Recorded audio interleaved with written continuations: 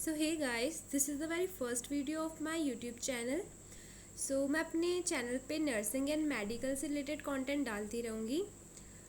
आज का हमारा टॉपिक है COPD, chronic obstructive pulmonary disorder.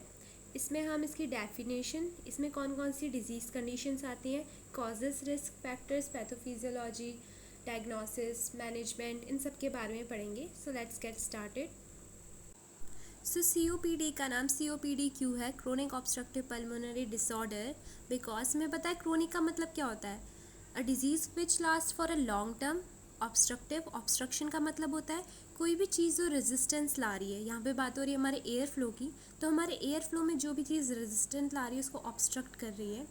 Then pulmonary का मतलब लंग्स। ये एक ऐसा डिसऑर्डर है जिसमें हमारे जो एयर फ्लो है उसमें ऑब्स्ट्रक्शन आ रहा है, क्योंकि हमारे लंग्स का काम रेस्पिरेशन का होता है। ये एक इरिवर्सिबल डिसऑर्डर है जिसमें हमारे लंग्स में ऑब्स्ट्रक्शन आ रहा है। अब हम इसकी डेफिनेशन देखेंगे। Chronic obstruction of the flow of air through the airway and out of the lungs which is progressive and irreversible.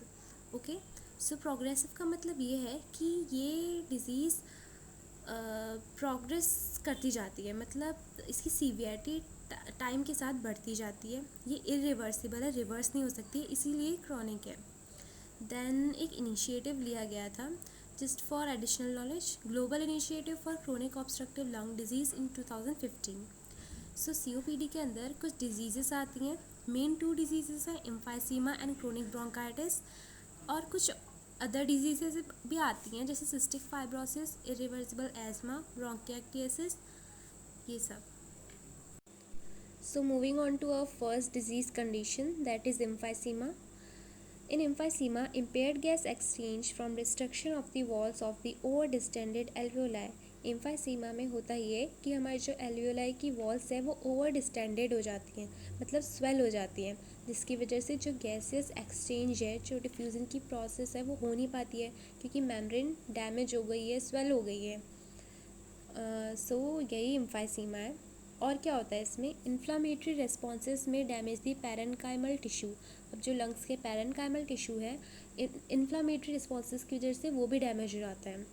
और जो एल्वियोलर सरफेस एरिया है वो डायरेक्ट कांटेक्ट में होता है पल्मोनरी कैपिलरीज़ के, तो अगर वहाँ पर डैमेज हो रहा है तो इसके इन्फ्लुएंस में जो एडजेसेंट चीज़ें हैं उनमें भी कुछ ना कुछ इफ़ेक्ट देखने को मिलेगा, जिसकी वजह से जो पल्मोनरी कैपिलरीज़ होती है वो डिक्रीज़ होने लग जाती हैं, और उसके डिक्रीज़ होने की वजह से वहाँ पे डेड स्पेस बढ़ जाता है।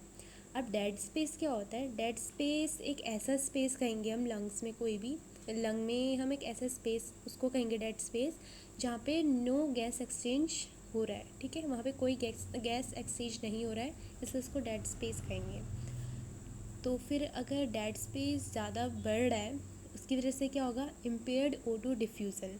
ठीक है, और अगर O2 डिफ्यूज़न कम हो रहा है तो हाइपोक्सीमिया होगा, लो ब्लड ऑक्सीजन लेवल, और हाइपर कैपनिया होगा, ब्लड में CO2 का कॉन्सेंट्रेशन इंक्रीज़ हो जाएगा, जिसकी वजह से रेस्पिरेटरी एसिडोसिस होगा, और हाई प्रेशर पड़ेगा हमारी पल्मोनरी आर्टरी पे, जिसकी वजह से हमें हाइपरटेंशन भी होगा।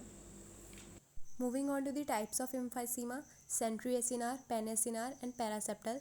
सेंट्री एसिनार में जैसे हम इमेज में देख रहे हैं, ये स्टार्ट होता है ब्रोंक्यूल से और स्प्रेड होता है पेरिफेरी में, मतलब सेंटर से स्टार्ट होता है और पेरिफेरी तक स्प्रेड होता जाता है, और ये ज़्यादातर होता है उन लोगों को जो सिगरेट स्मोकिंग करते हैं। देन इन पेन एसिनार जो एल्वियोलस होता है वो यूनिफॉर्मली डैमेज हो जाता है, ये ज़्यादातर उन पेशेंट्स को होता है जिनमें अल्फ़ा-1 एंटीट्रिप्सिन की डेफिशिएंसी होती है।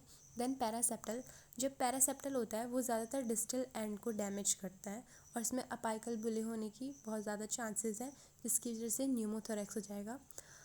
अपाइकल बुले मैं आपको बाद में इमेज दिखाऊंगी इसकी कि ये होता क्या है, एंड न्यूमोथोरैक्स होने के चांसेस हैं। और न्यूमोथोरैक्स क्या होता है, न्यूमोथोरैक्स वो कंडीशन है जिसमें लंग्स में एयर फिल हो जाती है।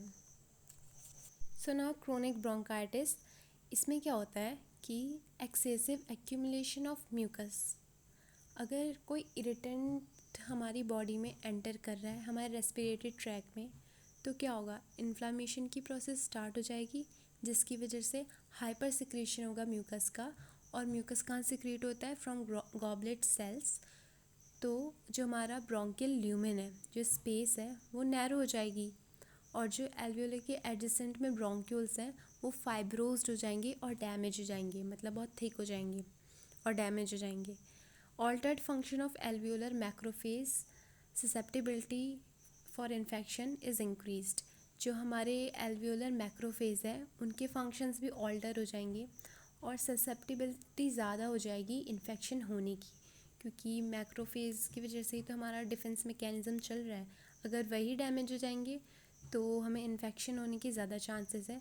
और वैसे ही म्यूकस का प्रोडक्शन हो रहा है, तो अगर किसी बैक्टीरिया का या फिर पैथोजन का इन्वेजन हो रहा है तो वो वहाँ पे आराम से कॉलोनाइज कर सकता है म्यूकस में ट्रैप होकर। सो क्रोनिक ब्रोंकाइटिस के 4 क्लासिफिकेशन है। First simple chronic bronchitis, second chronic mucopurulent bronchitis, third chronic bronchitis with obstruction and fourth chronic bronchitis with obstruction and hyper reactivity. So causes and risk factor of COPD। सबसे बड़ा risk factor है cigarette smoking. अगर आप एक cigarette smoker नहीं भी हैं, passive smoker हैं, पैसिव स्मोकर को हम सेकंड हैंड स्मोकर भी कहते हैं। इसका मतलब ये है कि सपोज़ आपके घर में कोई सिगरेट स्मोकिंग करता है और आप उनकी सराउंडिंग में हैं, उनके इन्फ्लुएंस में हैं, तो आपको भी COPD होने के चांसेस हैं। Then emphysema, chronic bronchitis, obviously alpha 1 antitrypsin deficiency. Alpha 1 antitrypsin का काम ये होता है कि वो हमारे लंग्स को प्रोटेक्ट करता है, तो उसकी डेफिशिएंसी की वजह से हमें चांसेस हैं COPD होने के। Asthma, occupational exposure to dust and chemicals. अगर कोई पर्सन उसके ऑक्यूपेशन से उसको हो सकता है, क्योंकि अगर वो बहुत ज़्यादा डस्ट एंड केमिकल, बहुत ज़्यादा इरिटेंट्स की को फेस कर रहा है तो उससे COPD होने के चांसेस हैं। Then genetic and increased age. Moving on to the pathophysiology of COPD। सबसे पहले हम एम्फाइसीमा देखेंगे।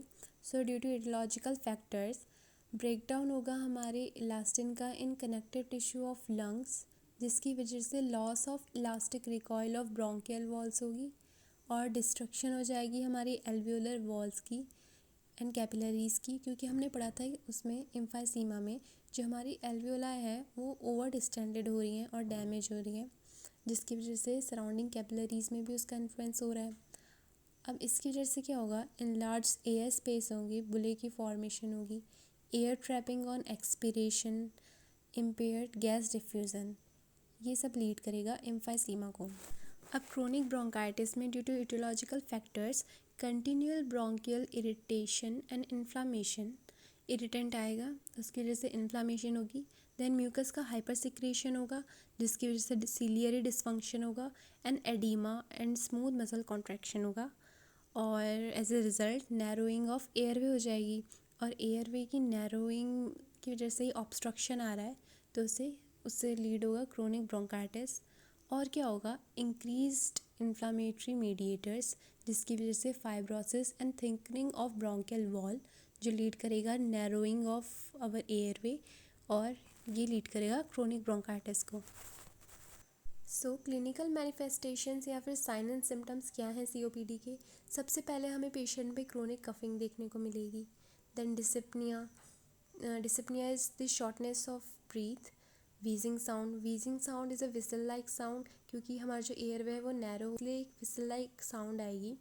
Chest tightness, frequent respiratory infection क्योंकि एक्सेसिव म्यूकस प्रोडक्शन हो रहा है, and large alveoli, weight loss. अब वेट लॉस से एंड रेस्पिरेशन का क्या रिलेशन है, बिकॉज पेशेंट को डिसिप्निया हो रहा है तो वो खाना खाने में उन्हें काफ़ी प्रॉब्लम होगी जिसकी वजह से उनका कैलोरी इनटेक सही नहीं रहेगा और वेट लॉस होने के चांसेस हैं। साइनोसिस, हमारी जो एक्सट्रीमिटीज़ होती हैं वो ब्लू पड़ने लग जाती हैं, ब्लूइश कलर आने लग जाता है क्योंकि ऑक्सीजन की कमी हो जाती है।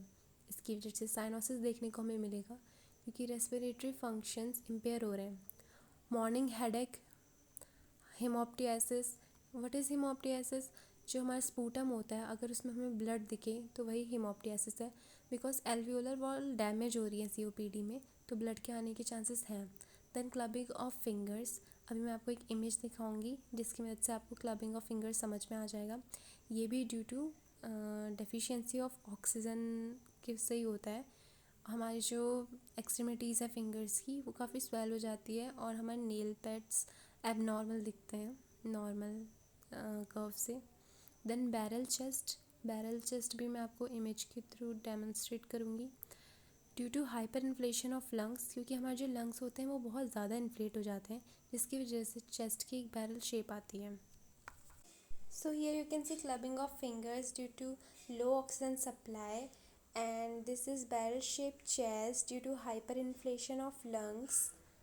So वीडियो ज़्यादा लंबी ना हो जाए इसलिए हम COPD की डायग्नोसिस एंड मैनेजमेंट अपनी नेक्स्ट वीडियो में कंप्लीट करेंगे। Thank you for watching.